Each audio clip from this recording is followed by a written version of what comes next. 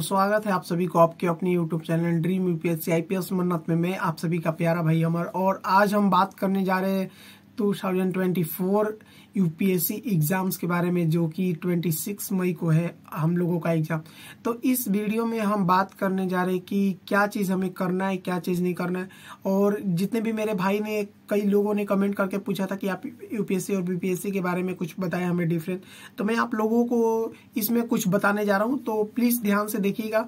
और जैसे कि आप, मुझे भी इतना यकीन है कि मेरा वीडियो ज़्यादा तो लोग देखते नहीं है। क्यों नहीं देखते मुझे खुद ही नहीं पता, क्योंकि हो सकता है कि मेरा कंटेंट अच्छा ना हो और लोगों को पसंद नहीं पड़ता, क्योंकि लोगों को आजकल के ज़्यादातर यही व्यूज़ में आते हैं जो गाली गलौज करते हैं, जिनको और कोई अच्छे बात नहीं बताते, लेकिन हाँ रील्स बनाते हैं जिनके फेवर में लोग बहुत ज़्यादा जाते हैं।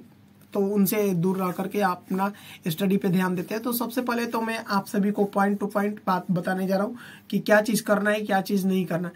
तो जैसा कि आप सभी को पता है कि जितने भी मेरे यूपीएससी एस्पिरेंट भाई थे, तो सबने अपना लगभग कंप्लीट कर लिया है सिलेबस। और सिलेबस कंप्लीट करने के बाद आप लोगों को क्या चीज़ करना है, क्या चीज़ नहीं करना। तो सबसे पहले तो आप लोगों को अपने लाइफ में जितने भी आपके पास रिसोर्सेज थे, मटेरियल था, उसी से, क्योंकि आप लोग ऐड ज़्यादा ना करें, क्योंकि ज़्यादा मटेरियल लेने से आप लोग ज़्यादा स्टडी नहीं कर पाएंगे, क्योंकि माइंड बहुत ज़्यादा डाइवर्ट हो जाएगा उस टाइम में।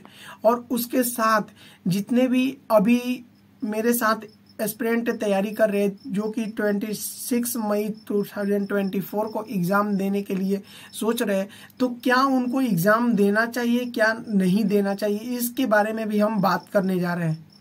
अगर आपका सिलेबस कंप्लीट है तो आप एग्ज़ाम को दें, अगर नहीं है तो आप कृपया अपना जो कि सबसे ज़्यादा ज़रूरी है अटेम्प्ट, वो ख़राब ना करें, क्योंकि आपको ही पता होता है कि आपने कितनी स्टडी की और कितनी स्टडी नहीं की। क्योंकि ये आपका कोई नहीं बता सकता है, ना आपके गार्जियंस बता सकते हैं, ना आपके और कोई बता सकता है, ना आपके टीचर बता सकते हैं। ये सिर्फ और सिर्फ आप बता सकते हो। और खुद से आप प्रॉमिस करो कि आप कभी भी अपने आप को धोखे में नहीं रखोगे। जितने टाइम आप स्टडी करोगे, आप अपने लाइफ को सही राह पर ले जा सकते हो। और उसके साथ पॉइंट नंबर 2 कि आप लोगों को जितना हो सके आपको फालतू बातों में, लोगों के बीच ज़्यादा रहना नहीं है, क्योंकि ये जो 4 महीना आपके लिए है, ये आपकी लाइफ को चेंज कर सकता है, आपकी लाइफ को या तो डाउन कर सकता है या तो फिर आगे बढ़ा सकता है। और जितने भी बोलते हैं कि यार देखो स्टडी ऐसे करो ना कि लगे कि ये आपका लास्ट अटेम्प्ट है, आपका एज निकल रहा है, आपका ये लास्ट ऐसा है कि आपके इसके अलावा आपको कोई एग्जाम नहीं दे सकते। उस हिसाब से अगर मान करके आप अपना स्टडी करते हो ना, तभी आपको जा करके कोई सफलता मिलेगी। नहीं तो कई लोग साल 10 साल भी यूपीएससी की तैयारी कर रहे हैं, लेकिन उनके बाद भी नहीं हो पा रहा है। और कई लोग गांव से भी बिना कोचिंग के भी तैयारी करते हुए भी अपने आप को इस लेवल तक पहुंचा रहे हैं। कहीं ना कहीं दोष होता है तो सिर्फ हमें और अपने ऊपर, क्योंकि हम सिर्फ दिखावे के लिए पढ़ सकते हैं और किसी काम के लिए नहीं पढ़ सकते। अगर आपसे कोई सवाल पूछा जाए तो आप नहीं बता सकते।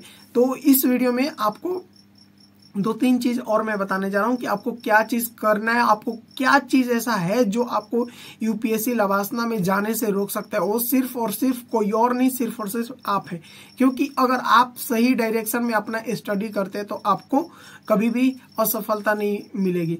तो सबसे पहले तो आप लोग ये काम कीजिए कि अपना डेली का रूटीन बना लीजिए कि आपको क्या चीज करना है, क्या चीज नहीं करना। जैसे कि आपको डेली कम से कम 10 to 12 आवर्स स्टडी को देना ही है, क्योंकि उससे भी ज्यादा जरूरी आपका रिवीजन हो जाता है। और रिवीजन आप लोग नहीं करेंगे तो आपका स्टडी करना सारा चीज बेकार हो जाएगा, क्योंकि आपको पता है कि रिवाइज करना हमारे लिए बहुत ही ज्यादा जरूरी है, क्योंकि एक बार हम कोई भी चीज पढ़ करके याद नहीं कर सकते। और उसके साथ दूसरा चीज कि आप लोग हमेशा अपने आप को मोटिवेट रखने के लिए अपने माता पिता की तस्वीर आगे रख सकते हैं और अपने आप को से एक सवाल पूछ सकते हैं कि आखिर मैं ये क्यों कर रहा हूँ। अगर आपका दिल और ईमान सच्चा है तो आपको कोई सफलता रोक नहीं सकती आपके आगे, ठीक है। तो उसके साथ आप लोगों को जितने भी, मुझे पता है कि ये मेरी वीडियो जो है कि ज़्यादा तो जाता नहीं है, क्योंकि बहुत कम लोग देखते हैं। अगर आप लोग शेयर करोगे तो ठीक है, नहीं तो कोई बात नहीं। क्योंकि देखिए यार, ऑनलाइन डिजिटल भिखारी होने से अच्छा है कि लाइफ में अच्छे से करो।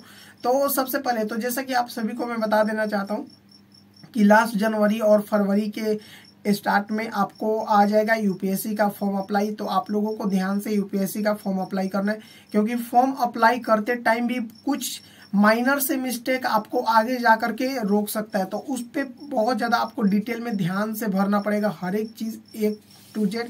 अगर जब भी आपका यूपीएससी 2024 का जो फॉर्म आएगा तो मैं आप लोगों को इसी वीडियो पे आप लोगों को बता दूंगा, जो कि आप लोग मेरे इस चैनल के माध्यम से देख सकते हैं। और दूसरा चीज़ कि आप लोग अपने आप से फॉर्म अगर अप्लाई करते हैं तो कृपया गाइडेंस में करें, क्योंकि आप लोगों को पता है कि अगर टेक्निकली इशू होने के बाद आपको यूपीएससी को भी माफ़ नहीं करता, क्योंकि आपका अटेम्प्ट खराब हो जाएगा। अगर मान लीजिए कोई टेक्निकली इशू हुआ तो वो आप खुद जिम्मेवार हो सकते हैं। तो ये वीडियो वही लोग देखें जिनके पास सही से चलने की और सही करने की राह है। और आपको इस वीडियो में और बता दें कि अपने आपको सबसे पहले तो आपको पता है कि सिलेबस आपको कंप्लीट अच्छे से हो जाना चाहिए, और इसमें आपको क्या क्या चीज़ आपको अभी से सही से कर देना चाहिए। और इतना कम टाइम बचा है तो आपको मैं एक चीज़ बोलूँगा कि अभी ये जो 4 महीने बचे, आप जनवरी, फरवरी, मार्च, अप्रैल, ठीक है ना, अप्रैल तक ले आप लोगों को सिलेबस अपना कंप्लीट कैसे भी कर लेना है। और सिलेबस कंप्लीट होने के बाद आपको रिवीजन करते रहना है, और रिवीजन के साथ आप लोगों को सीसेट पे भी बहुत ज़्यादा ध्यान देना है, क्योंकि सीसेट में आखिर बहुत लोग फेल हो जाते हैं। तो सीसेट को आप लोग हल्के में ना लें, सीसेट को अच्छे से प्रिपेयर करें। और उसके बाद आप लोगों को जितने भी मटेरियल है आप लोग उसी में ही, क्योंकि फालतू के ज़्यादा मटेरियल लेने से आप लोग ज़्यादा स्टडी नहीं कर पाएंगे। और उसके साथ अगर आप लोग सीसेट पे ध्यान नहीं देंगे तो आपको हो सकता है कि असफलता मिल जाए, लेकिन मैं दुआ करूंगा कि आप लोग मेहनत करें, असफलता किसी की लाइफ में ना आए। अगर आता ही भी है तो उससे हमें सीख करके आगे बढ़ने की ज़रूरत है। और आपको उसके बाद आप लोगों को पता है कि हिस्ट्री, ज्योग्राफी, इकोनॉमी, पॉलिटी, और उसके साथ इंटरनेशनल रिलेशनशिप, करंट अफेयर, ये सब चीज़ जो कि आपका प्री का पार्ट है। तो आपको इंटरनेशनल में तो ज़्यादा नहीं पढ़ना पड़ेगा अभी ये, क्योंकि मेंस का सिलेबस हो जाता है, लेकिन आपको इसमें साइंस एंड टेक्नोलॉजी और ये सब जो है आपको पढ़ना पड़ेगा। इन्वायरमेंट से लेकर के कुछ क्वेश्चन आ जाते हैं, तो आप लोगों को सबसे पहले ध्यान देना पड़ेगा। और आपको सीसेट में बात रहेगी तो मैथ, रीजनिंग और आपको कॉम्प्रीहेंशन आपको सबसे अच्छे से मजबूत करना पड़ेगा, क्योंकि आपको पता है कि इस बार कट ऑफ कम गए, क्योंकि पेपर बहुत ज़्यादा हाई था। और इस बार कट ऑफ हो सकता है, एग्जाम से पहले कोई नहीं बता सकता, क्योंकि जैसा एग्जाम यूपीएससी लेगा। लेकिन आपको पता है कि कट ऑफ आपका कितना भी जाएगा तो आपको कम से कम 100 के आसपास ही कट ऑफ जनरल के लिए जाएगा।